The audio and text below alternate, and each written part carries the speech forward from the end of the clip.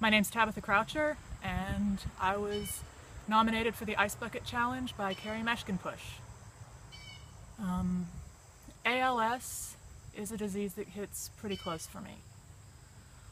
When I was in college, my sophomore and junior year, I had the honor to be a Spanish minor and a language lab assistant for Professor Drake Smisson during the last 2 years of his teaching after he was diagnosed with ALS. He died about 2 years after that, on September 3rd, 2005, 4 years after he was diagnosed. Since this is supposed to be about raising awareness, not just about getting wet, I'd like to share a few memories of when I was realizing what this disease was taking away from my favorite professor. I remember in my sophomore year, the first time he asked me to tear off the top page of the desk calendar because he couldn't grip it anymore.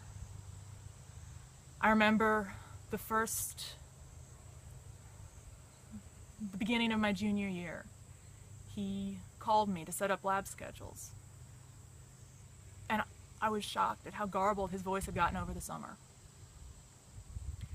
And I remember toward the end of my junior year, his office was literally 6 inches away from his classroom. It was literally on the other side of the wall. And I would go, before his class, I would take his textbooks, I'd set them up, I'd open them to the pages he wanted to teach from. I'd go back to the language lab, and then I'd peek my head around the door, around the wall, and he would be almost halfway to the door of his office. He stayed positive the whole time. He was such an inspiration. He participated in a couple clinical trials, and I hope that what they were able to learn from those will help with future ALS patients, but a lot more research is needed. So I'm going to nominate Rachel Watanabe Kim, who was in the class with me the first day that he announced his diagnosis. I want to nominate Melissa Withington Whitford, I think it's Whitford now, who was his work-study lab assistant and also one of my closest friends back then, who went with him and helped him do all the things needed for teaching that he couldn't do anymore.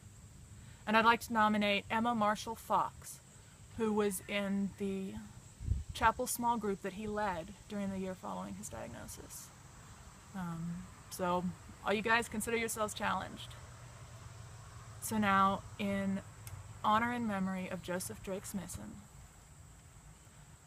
Padre nuestro, que estás en los cielos, santificado sea tu nombre. Venga tu reino, hágase tu voluntad, como en el cielo, así también en la tierra.